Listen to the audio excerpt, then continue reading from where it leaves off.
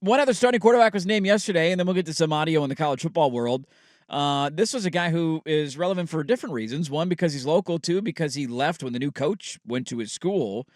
Sam Leavitt. We all remember Sam Leavitt, local prospect. And he originally went to Michigan State, transferred out of Michigan State when Jonathan Smith was hired, and he transferred to Arizona State, and Kenny Dillingham has named him his starting quarterback in year 2 after having Rashada last year for a year as a freshman. Didn't go great. Up and down season, not a great roster. He has decided to name redshirt freshman transfer Sam Leavitt. So we got the local kid getting the job down there. I believe their first game of the season is against Wyoming. Yeah. The West Linn kids get a start in the Big 12. I don't have high expectations for ASU this year, but exciting to see a local kid latch on and get a starting job. Is he Westview or West Linn? Oh, good. I know. Oh, I thought it was West Linn. Well, I think we got a Bo Nix situation. I think he was at one and then went to the other. Oh, he transferred. Is that what you're telling me right now? Is it that or that? Or, Text police, help us out here. Let's see. Dilly, congratulations to Sam Leavitt. Local guys, you always root for him. Guy's my wedding. This feels, I don't know if you agree with this. This feels like a sneaky big year for Dilly. Year 2, you're already going there with Dilly in year 2? Not in terms of like you need to be a 7+ win program, but we need to see it. And unfortunately, the NIL world, Mario just did an interview on this topic. He got a 10-year deal at Miami to leave Oregon, right? Mm-hmm. And he admitted, like, this is kind of it. Year 3 is huge for us. The portal, the contracts these guys get, the expectations. Now, Arizona State fans don't have those expectations. The U does. Yeah, it's not Miami. But him just basically saying, this could be it for me with a 10-year deal. I probably not going to fire him, but, like, this is massive. Coaches don't get these 8 years to build up programs. And Arizona State's been dealt a weird hand.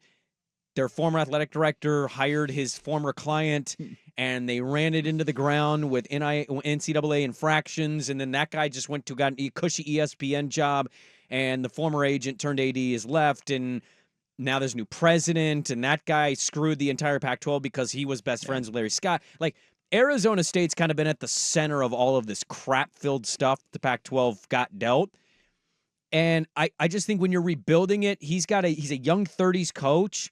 Year 2, you lost Rashada. That's devastating. But now you've got Leavitt, who was a force. I mean, he was a highly touted recruit coming out of West Linn. Like, what are we going to make of Arizona State if they're a 4-win team?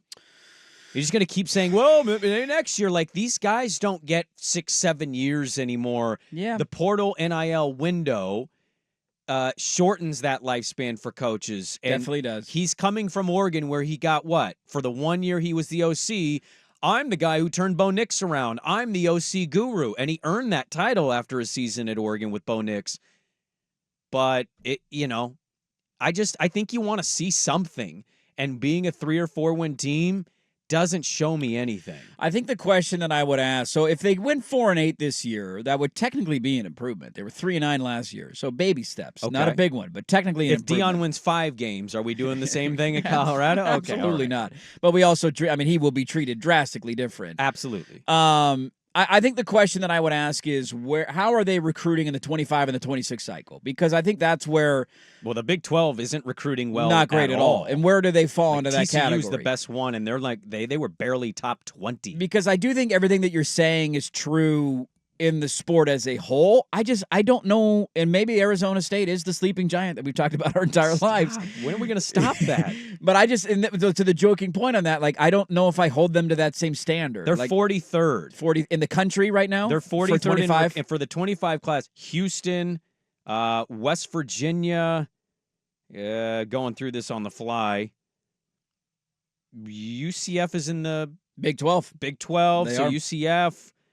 Yeah, I mean, the Big 12's got a few of those. You're like, wait, that's right. They're in the Big 12. I have to recalculate this, but like my point is like they're middle of the road in the Big 12, and the Big 12 is not good at recruiting. So I think that's the tough part. Is I don't have those same expectations at a place like Arizona State and Utah, by the way. And Utah, and Utah's never been they've never been a top 15 recruiter. They've always been a development program. I guess I don't hold their feet to the fire the way that I would other places. I think other places have an ability to flip and turn and win right away. Like Lincoln Riley at USC, for example. You're at freaking USC.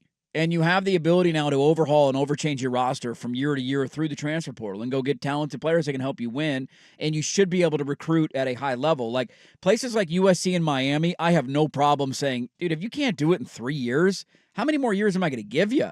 Because a lot of places. But you would say that about USC? I would.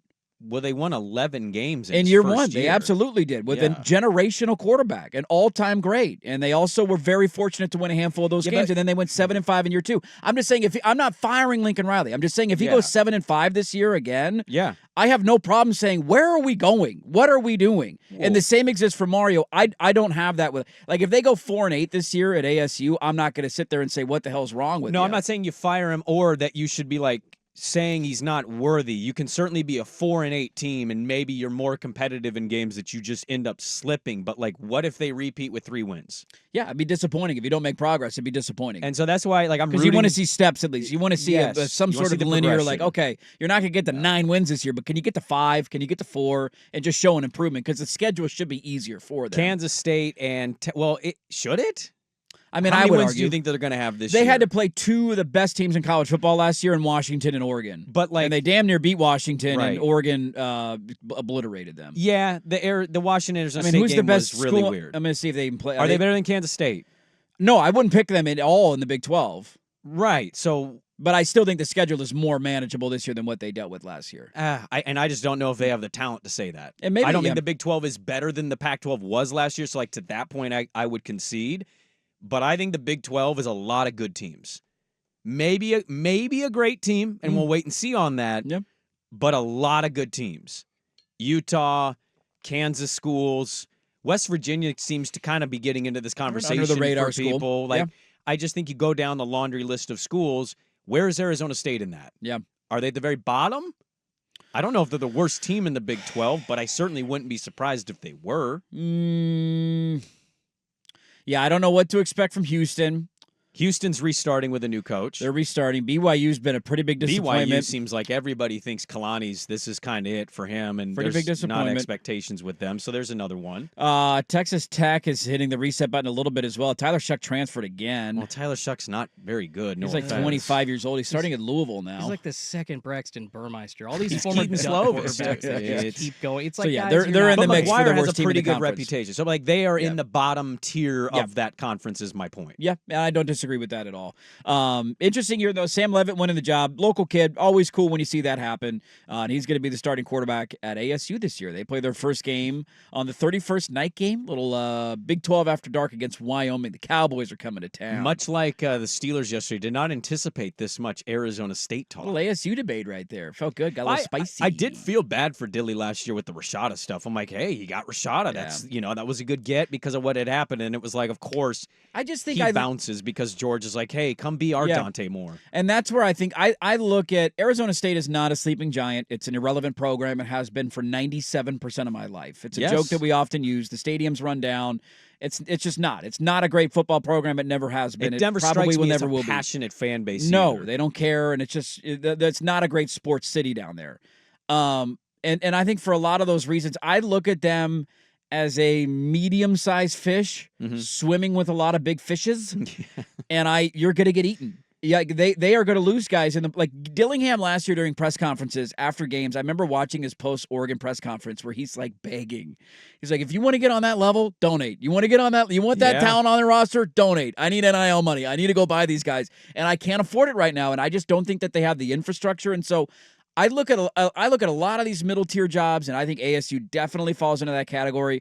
And say, man, if you can find a way to center out around, put the plane on cruise control at like 7-5, an occasional 8-4. Yeah, good job, buddy. You're doing an awesome job. I agree with you. Get there in 3 or 4 years. What I really like about his approach so far early is he's already come out and basically said, if you can't adapt and evolve in this, shut up. Yeah, or get out. Get out of the sport. And it's eaten him alive already very quickly in Arizona State, and he's already calling other coaches out. So I love that. Right. You can also, the way Tom Brady talked about quarterback development earlier in the show, you can make a really good argument of this in college, where these Arizona State-like programs somehow talk themselves into, no, we should be winning the Big 12. We should be better That than dude we are. is an Arizona State guy. Yeah, they were at his wedding. Like, That guy's my wedding. he was as teary and emotional getting that job as anybody. He's what? Is he 35? Dude, he is so young. 34? don't Like, even know this he's is that a old, yeah. mid-30s-year-old coach. Yeah, he just turned 34. And so it's like, I say, what is it year 2? Do you take the positive steps? Only because I've seen the sport and how they give nobody patience. Yeah. You can make an argument like, that guy's 30.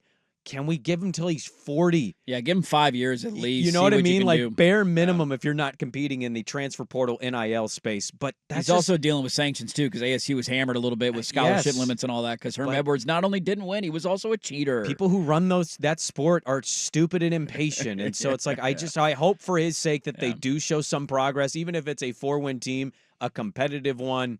We'll see what they do with Leavitt.